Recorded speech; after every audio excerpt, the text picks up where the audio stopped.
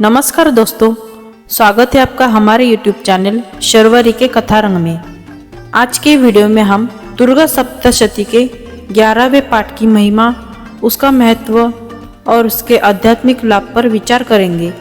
आप सभी से निवेदन है कि इस अनुष्ठान को श्रद्धा और भक्तिभाव से सुने और इस पवित्र ज्ञान का लाभ उठाएं। चलिए अब शुरू करते हैं दुर्गा सप्तशती का 11वां पाठ। महर्षि मेधा कहते हैं, दैत्य के मारे जाने पर इंद्रादि देवता अग्नि को आगे करके कात्यायनी देवी की स्तुति करने लगे। उस समय अभिष्ट की प्राप्ति के कारण उनके मुख खिले हुए थे। देवताओं ने कहा, हे शरणागतों के दुख दूर करने वाली देवी, तुम प्रसन्न हो। हे संपूर्ण जगत की माता, तुम प्रसन्न हो। विंध्येश्वरी, तुम विश्व की रक्षा करो, क्योंकि तुम इस चर और अचर की ईश्वरी हो। हे देवी, संपूर्ण जगत की आधार रूप हो, क्योंकि तुम पृथ्वी रूप में भी स्थित हो और अत्यंत पराक्रमी वाली देवी हो। तुम विष्णु की शक्ति हो और विश्व के बीच परम माया हो, और तुमने ही इस संपूर्ण जगत को मोहित कर रखा है। तुम्हारे प्रसन्न होने पर ही यह पृथ्वी मोक्ष को प्राप्त होती है। हे देवी, संपूर्ण विद्याएं तुम्हारे ही भिन्न भिन्न स्वरूप है। इस जगत में जितनी स्त्रियां हैं, वह सब तुम्हारी ही मूर्तियां हैं। एकमात्र तुमने ही इस जगत को व्याप्त कर रखा है।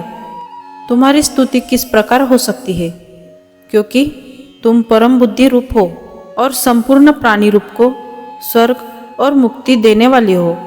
अतः इसी रूप में तुम्हारी स्तुति की गई है। तुम्हारी स्तुति के लिए इससे बढ़कर और क्या युक्तियाँ हो सकती है।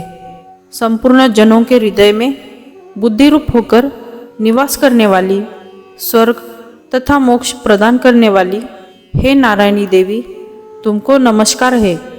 कला काष्ठा आदि रूप से अवस्थाओं को परिवर्तन की ओर ले जाने वाली तथा प्राणियों का अंत करने वाली नारायणी, तुमको नमस्कार है। हे नारायणी, संपूर्ण मंगलों के मंगल रूप वाली, हे शिवे, हे संपूर्ण प्रयोजनों को सिद्ध करने वाली, हे शरणागत वत्सला, 3 नेत्रों वाली गौरी, तुमको नमस्कार है।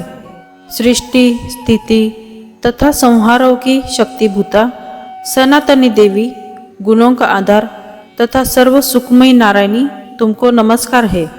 हे शरण में आए हुए शरणागतों, दीन दुखियों की रक्षा में तत्पर, संपूर्ण पीड़ाओं को हरने वाली, हे नारायणी, तुमको नमस्कार है।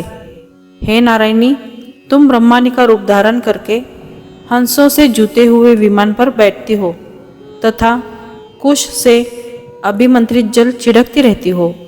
तुम्हें नमस्कार है। माहेश्वरी रूप से त्रिशूल, चंद्रमा और सर्पों को धारण करने वाली, हे महावृषभ वाहन वाली नारायणी, तुम्हें नमस्कार है। मोरों तथा मुकुटों से घिरी रहने वाली, महाशक्ति को धारण करने वाली, हे कौमारी रूप धारिणी, निष्पाप नारायणी, तुम्हें नमस्कार है।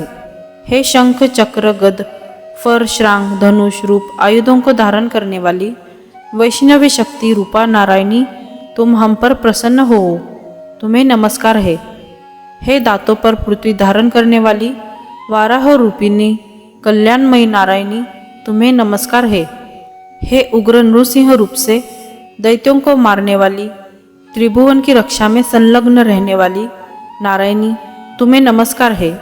हे मस्तक पर किरीट और हाथ में महावज्र धारण करने वाली, सहस्र नेत्रों के कारण उज्ज्वल, रुद्रासुर के प्राण हरने वाली इंद्रिय शक्ति, हे नारायणी, तुम्हें नमस्कार है। हे शिवदूती स्वरूप से दैत्यों के महामत को नष्ट करने वाली, हे घोर रूप वाली, हे महाशब्द वाली, हे नारायणी, तुम्हें नमस्कार है। दाढ़ों के कारण विकराल मुख वाली, मुंडमाला से विभूषित मुंडमर्दिनी चामुंड रूपा नारायणी, तुम्हें नमस्कार है। हे लक्ष्मी, लज्जा, महाविद्या, श्रद्धा, पुष्टि, स्वधा, ध्रुवा, महारात्रि तथा महाविद्या रूपा नारायणी, तुमको नमस्कार है। हे मेधा, सरस्वती, सर्वोत्कृष्ट ऐश्वर्य रूपिणी पार्वती, महाकाली, नियंता तथा ईश्वर रूपिणी नारायणी, तुम्हें नमस्कार है। हे सर्व स्वरूप सर्वेश्वरी, सर्वशक्ति युक्त देवी, हमारी भय से रक्षा करो, तुम्हें नमस्कार है। हे कात्यायनी, तीनों नेत्रों से भूषित यह तेरा सौम्य मुख सब तरह के डरों से हमारी रक्षा करे। हे भद्रकाली, ज्वालाओं के समान भयंकर, अति उग्र एवं संपूर्ण असुरों को नष्ट करने वाला तुम्हारा त्रिशूल हमें भयों से बचाए। हे देवी, जो अपने शब्द से इस जगत को पूरित करके दैत्यों के तेज को नष्ट करता है, वह आपका घंटा इस प्रकार हमारी रक्षा करे जैसे कि माता अपने पुत्रों की रक्षा करती है। हे चंडिके, असुरों के रक्त और चर्बी से चर्चित जो आपकी तलवार है वह हमारा मंगल करे, हम तुमको नमस्कार करते हैं। हे देवी, तुम जब प्रसन्न होती हो तो संपूर्ण रोगों को नष्ट कर देती हो, और जब रुष्ट हो जाती हो तो संपूर्ण वांछित कामनाओं को नष्ट कर देती हो, और जो मनुष्य तुम्हारी शरण में जाते हैं उन पर कभी विपत्ति नहीं आती, बल्कि तुम्हारी शरण में गए हुए मनुष्य दूसरों को आश्रय देने योग्य हो जाते हैं। अनेक रूपों से बहुत प्रकार की मूर्तियों को धारण करके इन धर्मद्रोही असुरों का तुमने संहार किया है। वह तुम्हारे सिवा कौन कर सकता था? 14 विद्याएं, 6 शास्त्र और 4 वेद तुम्हारे ही प्रकाश से प्रकाशित है, उनमें तुम्हारा ही वर्णन है। और जहाँ राक्षस, विषैले सर्प, शत्रुघ्न है, वहाँ और समुद्र के बीच में भी तुम साथ रहकर इस विश्व की रक्षा करती हो।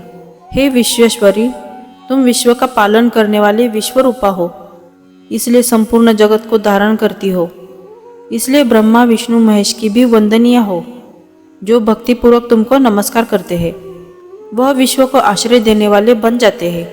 हे देवी, तुम प्रसन्न होवो और असुरों को मारकर जिस प्रकार हमारी रक्षा की है, ऐसे ही हमारे शत्रुओं से सदा हमारी रक्षा करती रहो।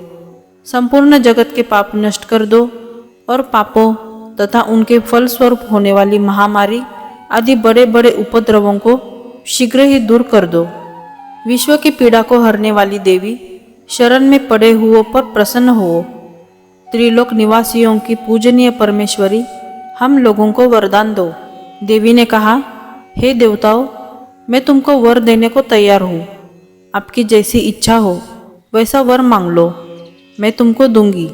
देवताओं ने कहा, हे सर्वेश्वरी, त्रिलोकी के निवासियों की समस्त पीड़ाओं को तुम इसी प्रकार हरती रहो और हमारे शत्रुओं को इसी प्रकार नष्ट करती रहो।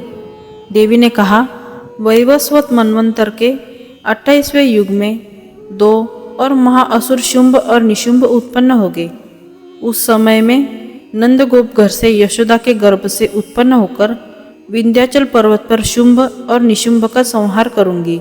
फिर अत्यंत भयंकर रूप से पृथ्वी पर अवतीर्ण होकर मैं वैप्रचित्ति नामक दानवों का नाश करूंगी। उन भयंकर महाअसुरों को भक्षण करते समय मेरे दांत अनार पुष्प के समान लाल होंगे। इसके पश्चात स्वर्ग में देवता और पृथ्वी पर मनुष्य मेरी स्तुति करते हुए मुझे रक्तदंतिका कहेंगे। फिर जब 100 वर्षों तक वर्षा न होगी तो मैं ऋषियों की स्तुति करने पर आयोनिज नाम से प्रकट होंगी और अपने 100 नेत्रों से ऋषियों की ओर देखूंगी। अतः मनुष्य शताक्षी नाम से मेरा कीर्तन करेंगे। उसी समय मैं अपने शरीर से उत्पन्न हुए प्राणों की रक्षा करने वाले शाकों द्वारा सब प्राणियों का पालन करूंगी और तब इस पृथ्वी पर शाकंभरी के नाम से विख्यात होंगी। और इसी अवतार में मैं दुर्ग नामक महाअसुर का वध करूंगी और इससे मैं दुर्गा देवी के नाम से प्रसिद्ध होंगी। इसके पश्चात जब मैं भयानक रूप धारण करके हिमालय निवासी ऋषियों, महर्षियों की रक्षा करूंगी, तब भीमा देवी के नाम से मेरी ख्याति होगी। और जब फिर अरुण नामक असुर तीनों लोगों को पीड़ित करेगा, तब मैं असंख्य भ्रमरों का रूप धारण करके उस महादैत्य का वध करूंगी। तब स्वर्ग में देवता और मृत्युलोक में मनुष्य मेरी स्तुति करते हुए मुझे भ्रामरी नाम से पुकारेंगे। इस प्रकार जब जब पृथ्वी राक्षसों से पीड़ित होगी, तब तब मैं अवतरित होकर शत्रुओं का नाश करूंगी। इस रूप में दुर्गा सप्तशती के अध्याय 11 की समाप्ति उनकी विजय और देवी की महिमा को उजागर करती है और सभी भक्तों को उनके प्रति श्रद्धा और आदर्शों का पालन करने की प्रेरणा देती है। दोस्तों, ये वीडियो आपको पसंद आई हो तो इस वीडियो को लाइक, शेयर और हमारे चैनल को सब्सक्राइब करना ना भूलें। जल्दी मिलते अगले वीडियो में, तब तक धन्यवाद।